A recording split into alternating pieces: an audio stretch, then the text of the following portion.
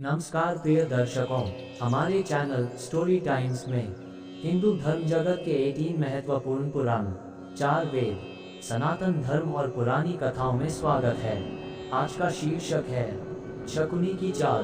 दुर्योधन अपनी राजधानी हस्तिनापुर में आकर अपना मामा शकुनी को सारी बात बताई और कहा कि मैं हर हाल में पांडवों से अपने अपमान का बदला लेना चाहता हूँ। शकुनी ने दुर्योधन को समझाया कि तुम चिंता मत करो, हम उससे भी सुंदर महल हस्तिनापुर में बनवाएंगे।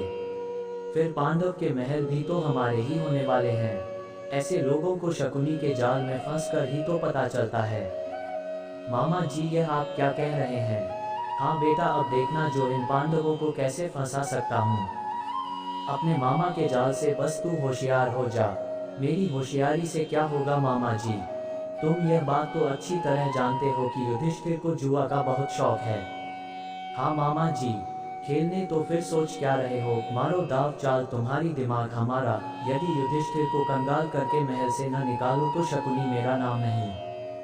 हाँ हाँ हाँ, शकुनी ने जो चाल चली थी उसमें उसे सफलता मिली। जैसे ही पांडव द्रौपदी के साथ कौरवों के पास मिलने आए तो उसी समय जुए की महफिल गर्म हो गई। कितनी देर तक युधिष्ठिर हारते रहे, यहाँ तक कि अपना सारा धन जेवर सब हार गए और फिर सारा राजपाट दांव पर लगा दिया। जब यह बाजी युधिष्ठिर ने हार ली तो उनके पास शेष कुछ भी बाकी नहीं रह गया था। एक थके हारे मुस्तफिर की भांति युधिष्ठिर टूट सा गया। भैया एक बाजी और हो जाए, दुर्योधन बोला। अब मेरे पास रह ही क्या गया है दुर्योधन, में सब कुछ तो हार चुका मैं, कल हो गया कंगाल कंगाल। मेरे पास क्या है जो दाव पर लगा हूँ? या देखो मैं एक गाना आपके बचाव का बनाता हूँ जिससे आपकी सारी चिंता दूर हो जाए, आपकी हार भी जीत में बदल जाएगी। क्या रास्ता है दुर्योधन? जरा जल्दी ही बताओ, मेरा तो दिल डूब रहा है। देखो भैया, अभी तक आपने जो कुछ हारा है वह एक दाव पर लगा देता हूँ। भैया आप द्रौपदी भाभी को ही दाव पर लगा दो, बदले में आपको यह सब कुछ वापस दे रहा हूँ। शनि और दुशासन से बोल युधिष्ठिर जी, अपना सब कुछ वापस ले लो। देखो यह अवसर शायद फिर न मिले, हो सकता है दुर्योधन की नियत ही बदल जाए। शत्रुनी मां, यह कब कैसे हो सकता है? द्रौपदी हमारी पत्नी है। संकट के समय यदि पत्नी काम नहीं आए तो क्या शत्रु काम आएंगे? अब तो एक रास्ता तुम्हारे सामने है बेटे। कहाँ यह भी बंद हो गया तो कहाँ के भी न रहोगे, उठो हिम्मत करो। शकुनी बहुत चालबाज था, उसने युधिष्ठिर को अपनी बातों में फंसाकर द्रौपदी को दांव पर ही लगा दिया। इसका फल जो मिलना था यह तो पहले से ही था। द्रौपदी भी हार गए, राजपाट भी गया, अब क्या रह गया था? कौरव अपनी जीत पर खुश हो रहे थे। दुर्योधन तो द्रौपदी से अपने अपमान का बदला चुकाना चाहता थी। उसने उसी समय दुशासन को कहा, तुम इसी समय द्रौपदी को पकड़ कर लाओ और हमारे हवाले कर दो। यदि वह राजी से न आए तो उसके बालों को पकड़ कर लाना। भैया की बात मानकर दुशासन द्रौपदी को बालों से पकड़कर घसीटता हुआ भरी सभा में ले आया। दूर बैठे पांडव अपनी बेबसी और मजदूरी पर आंसू बहा रहे थे। भीमसेन क्रोध से भरी अपनी गदा को लेकर एस्टरस को था तो अर्जुन ने उसका हाथ पकड़कर बैठाते हुए कहा, भैया शांत रहो, हम जीवन की यह बाजी हार चुके हैं। हाँ, यह बात याद रखना, यह बाजी अंतिम नहीं है, यह पहली बाजी है। दुर्योधन एक विजेता की भांति ऊंचे स्थान पर बैठा द्रौपदी की ओर देख रहा था। उसकी आंखों में अब भी प्रतिशोध की खाला भड़क रही। बीपी से ही तो उसे हिसाब चुकाना। क्यों आंखों वाली? अब पता चला कि अंधे माँ बाप की संतान क्या कर सकती है।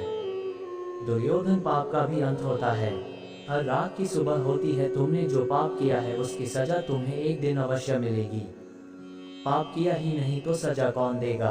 सजा तो मैं दूंगा। मुझे तुमने अपने घर में अपमानित किया था, आज मैं उसी अपमान का बदला लेने के लिए तुम्हें सबके सामने नंगा करूंगा। नहीं नहीं नहीं दुर्योधन, एक नारी का इतना बड़ा अपमान नहीं करो। द्रौपदी चौकी, यह अपमान नहीं सम्मान है। द्रौपदी, मैं तुम्हारी सुंदरता को इस संसार के सामने प्रदर्शित करना चाहता हूँ। देख क्या रहे हो? दुशासन, खींच ले इसकी साड़ी, कर दो इसे नंगा। द्रौपदी बेबस और मजबूर खड़ी चारों ओर देख रही थी। फिर ऐसे में उनकी सहायता कौन करेगा? भगवान श्री कृष्ण, हाँ हाँ वही मेरो लाज बचाएंगे। वहीं दोनों हाथ जोड़कर द्रौपदी भगवान कृष्ण से प्रार्थना करने लगी, हे प्रभु, अब तो तुम ही इस बेबस नारी की इज्जत बचा सकते हो। इन पापियों से मेरी लाज बचाने वाला कोई इंसान तो इस संसार में नहीं रहा, बस एक आप ही हो, केवल आप। यदि आज मेरी लाज न रखी तो आपसे इस संसार का विश्वास उठा जाएगा। उधर दुशासन द्रौपदी की साड़ी पकड़कर खींच रहा था। द्रौपदी भगवान से प्रार्थना कर रही थी, साड़ी खींचती जा रही थी, किंतु द्रौपदी का शरीर नंगा न हो सका। दुशासन साड़ी खींचते खींचते तंग आ गया था, थककर गिर पड़ा। साड़ियों का एक बहुत बड़ा ढेर लग गया। द्रौपदी का शरीर वैसा ही ढका हुआ था।